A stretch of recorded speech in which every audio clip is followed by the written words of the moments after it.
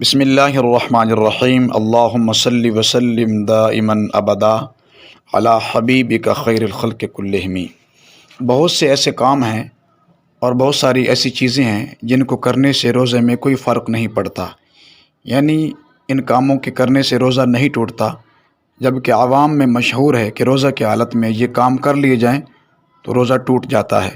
بعض اوقات عوام میں ایسی غلط باتیں اور غلط مسائل مشہور ہو جاتے ہیں جن کا شریعت مطہرہ سے کوئی تعلق نہیں ہوتا۔ غیبت کرنا، چغلی کھانا، کسی پر بہتان لگانا، کسی کے عیب جوئی کرنا، لوگوں کو تکلیف دینا، بیہودہ باتیں کرنا عام دنوں میں بھی منع ہے، اور روزہ کی حالت میں ان کی ممانعت اور حرمت زیادہ ہو جاتی ہے۔ ان باتوں سے فقہی اعتبار سے روزہ نہیں ٹوٹتا، لیکن روزہ مکروہ ہو جاتا ہے اور روزہ دار روزے کے کامل اجر سے محروم ہو جاتا ہے۔ روزے کی حالت میں احتلام ہو جائے تو روزہ نہیں ٹوٹتا، یعنی احتلام ہونے سے روزہ میں کوئی فرق نہیں پڑتا۔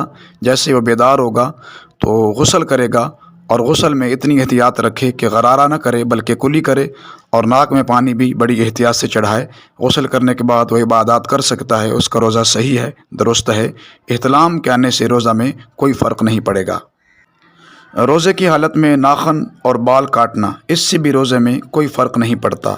اب چاہے بال سر کے ہوں یا بغل کے ہوں یا زیر ناف بال ہوں، جسم کے کسی حصہ کے بال ہوں، روزے کی حالت میں بال کاٹنے سے روزہ میں کوئی فرق نہیں پڑتا۔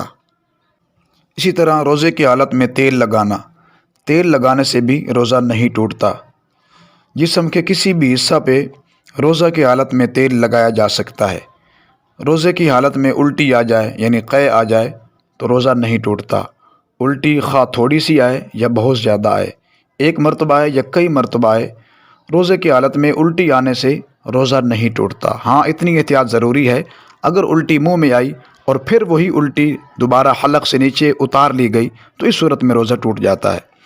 روزے کی حالت میں منہ سے خون نکل آئے، یعنی کوئی شخص مسواک کر رہا ہے تو اس کے دانتوں سے خون نکل آیا، محض خون نکلنے سے روزہ نہیں ٹوٹتا۔ ہاں، اگر وہ خون تھوک میں شامل ہو جائے اور خون زدہ تھوک حلق سے نیچے اتار لی جائے تو اس صورت میں روزہ ٹوٹ جائے گا۔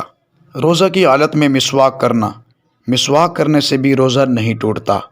وضو کے دوران مسواک کرنا عام دنوں میں سنت ہے، اور روزے کی حالت میں بھی مسواک کرنا سنت ہے، خواہ نماز عصر کے بعد مسواک کیا جائے یا عصر سے پہلے، اس میں کسی قسم کی تعیین نہیں ہے۔ جامع ترمذی میں ہے، حضرت عامر بن ربیعہ بیان کرتے ہیں، میں نے کئی مرتبہ روزے کی حالت میں رسول کریم صلی اللہ علیہ وسلم کو مسواک کرتے دیکھا۔ روزے کی حالت میں مسواک کرنا جائز ہے، خواہ و مسواک کی لکڑی خشک ہو یا تر، اس سے کوئی فرق نہیں پڑے گا۔ نکسیر کا آ جانا، یعنی ناک سے خون نکل آئے، تو اس سے بھی روزہ نہیں ٹوٹتا۔ جسم کے کسی حصہ پر چوٹ لگ گئی اور خون نکل آیا تو اس طرح خون نکلنے سے روزہ نہیں ٹوٹتا۔ منہ کے اندر جو تھوک پیدا ہو رہی ہوتی ہے، کسی نے اپنا تھوک نگل لیا، یعنی تھوک حلق سے نیچے اتار لیا، تو اس سے روزہ فاسد نہیں ہوگا، روزہ نہیں ٹوٹے گا۔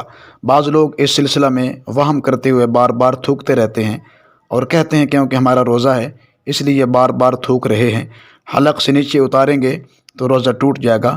ایسا بالکل نہیں ہے۔ انسانی منہ میں پیدا ہونے والا تھوک حلق سے نیچے اتار لیا جائے تو اس سے روزہ میں کوئی فرق نہیں پڑتا۔ تھوک قدرتی اور فطرتی عمل ہے، اور اگر تھوک بھرنے کا عمل نہ ہو تو انسان کے لیے بولنا ممکن نہیں رہتا۔ روزے کی حالت میں غسل کرنا، نہانا، یعنی غسل کرنے سے اور نہانے سے روزہ میں کوئی فرق نہیں پڑتا، غسل کرنے سے روزہ نہیں ٹوٹتا۔ اس طرح کی کئی چیزیں ہیں جن سے روزہ نہیں ٹوٹتا، مگر عوام میں مشہور ہے کہ اگر اس طرح کر لیا تو روزہ فاسد ہو جائے گا۔ امید ہے آپ کو میری باتیں سمجھ آ گئی ہوں گی۔ اللہ تعالیٰ کی بارگاہ میں دعا ہے، اللہ تعالیٰ ہمیں شریعت مطہرہ کے مسائل کو سمجھ کر عمل پیرا ہونے کی توفیق نصیب فرمائے۔ السلام علیکم ورحمۃ اللہ۔